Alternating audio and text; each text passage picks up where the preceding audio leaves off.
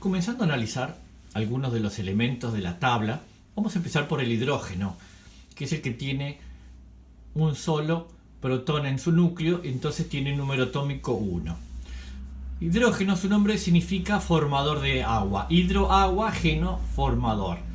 Generalmente no se lo encuentra solo, sino en forma diatómica. ¿Qué quiere decir?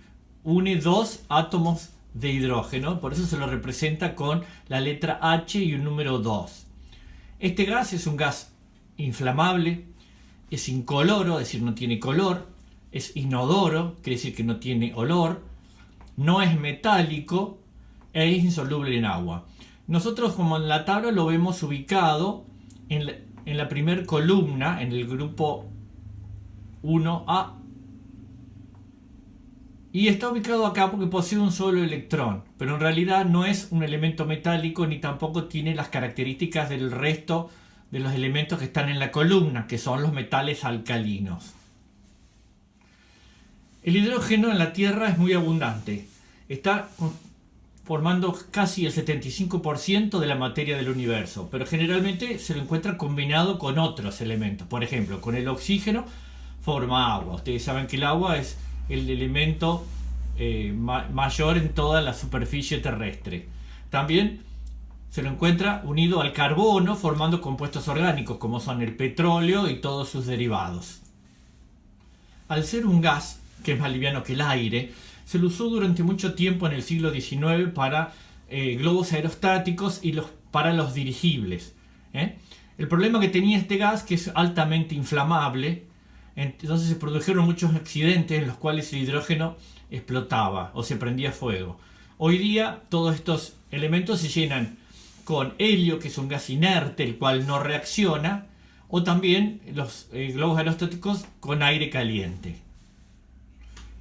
Los dirigibles eran unos globos que se utilizaban en el año 1930 aproximadamente, que se utilizaban como medio de transporte. Si ustedes ven, en la cola los dirigibles tienen la esvástica, que era el símbolo de la Alemania nazi. Allí tienen su origen estos dirigibles, y los utilizaban mucho de propaganda y para transportar gente. Eran muy grandes, y su interior estaba lleno de hidrógeno. Eso es lo que los hacía flotar. Luego tenía, como ustedes ven, unos motores que los propulsaban. En su época llamaban mucho la atención. Lo usaban de propaganda nazi los alemanes, iban de un lado al otro, cruzaban el Atlántico, y llamaban mucho la atención a las personas por el tamaño, y por lo impactante que era verlos volar.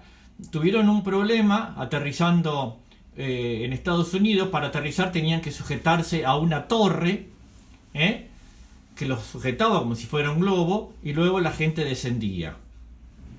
En este video vemos acá el Hindenburg, que era un Zeppelin, un dirigible alemán que estaba en Estados Unidos, en New Jersey. En el momento que iba a aterrizar, no se sabe qué es lo que sucedió, se produce la explosión del hidrógeno que lo llenaba, y en menos de un minuto completamente se quemó. Mucha gente falleció en este accidente, otros pudieron salvarse, pero fíjense, menos de un minuto se quemó completamente. Es por eso que desde ese momento no se utiliza más el hidrógeno para este tipo de dirigible, sino que se utiliza otro gas que sea inerte y que no reaccione y que no se prenda fuego, o sea que no sea inflamable. Otro uso del hidrógeno como combustible es en lo que es todo lo que son los cohetes. El programa Apolo, que ustedes saben es el que llevó el hombre a la luna, utilizaba la primera fase, porque tienen distintas fases. La primera fase utilizaba queroseno mezclado con oxígeno, y el resto de las fases utilizaba hidrógeno, mezclado con oxígeno como combustible para propulsarla a la nave hasta la luna. También el transbordador espacial utiliza hidrógeno combinado con oxígeno para poner su nave en órbita. Los distintos transbordadores que hubo, hoy día ya se dejaron de utilizar. Hubo distintos nombres, más de 86 vuelos que ponían la nave en órbita y se utilizaba para hacer experimentos, crear la estación espacial. Tuvimos el Challenger, el Discovery, el Atlantis, el Columbia. Inclusive hubo algunos que tuvieron accidentes, uno en el despegue y otro en el reingreso, pero se utilizaba hidrógeno como combustible líquido. Hoy en día este programa está descontinuado y la NASA está utilizando ahora para hacer este tipo de operaciones cohetes como el Falcon 9, que los provee la empresa de Elon Musk. Es decir, terceriza los vuelos, contrata una empresa de afuera, no lo hace ella.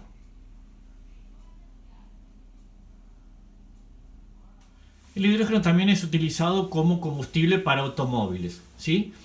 Se utiliza la pila de combustible, que se llama.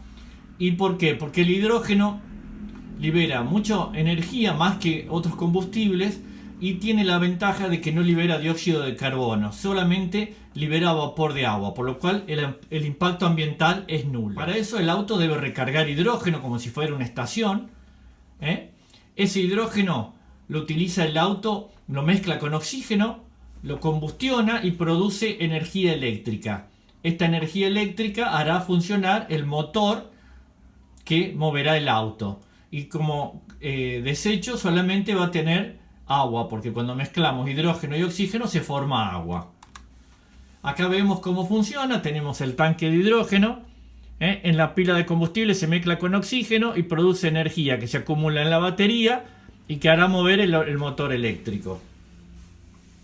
Solamente como desecho, repito, producirá agua, la cual es expulsada. Este auto por ahora son proyectos muy nuevos, en los cuales no hay muchos, pero a futuro se piensa si se puede utilizar hidrógeno que se pueda extraer de la electrólisis del agua.